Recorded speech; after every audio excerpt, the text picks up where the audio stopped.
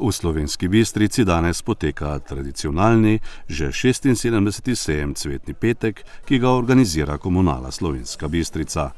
Novost letošnjega sejma je razporeditev sejemskega prostora po vsebinskih sklopih. Mi smo veseli, da se vsako leto odzove toliko razstavljavcev. 76. Cvetni petek je že za nami, 63 razstavljavcev je tukaj. Seveda pa smo letos pripravili novost in novost je kulinarični in pa otroški kotiček za popoldanske obiskovalce za animacijo za otroke in pa seveda napihljiva igrala. Tam bomo tudi bodo lahko otroci preživeli tisti del sejma, da bodo lahko starši šli mirno po nakupih.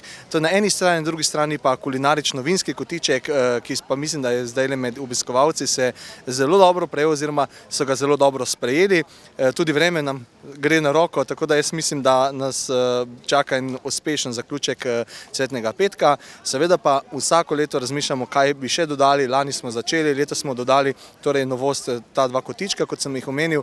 Morda naslednjo leto dobimo še kakšno idejo, seveda pa ne moremo mimo tega, da gre za tradicionalni sejem in da je tukaj neka tradicionalna ponudba, kar ljudje pred veliko nočjo potrebujejo.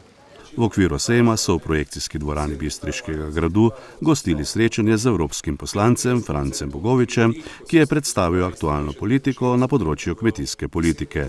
Srečanja sta se udeležila tudi predsednik Državnega sveta Marko Lotrič in generalna sekretarka dr. Monika Kirbiš-Rojs. Gostje so si po posvetu ogledali tudi sejemsko dogajanje.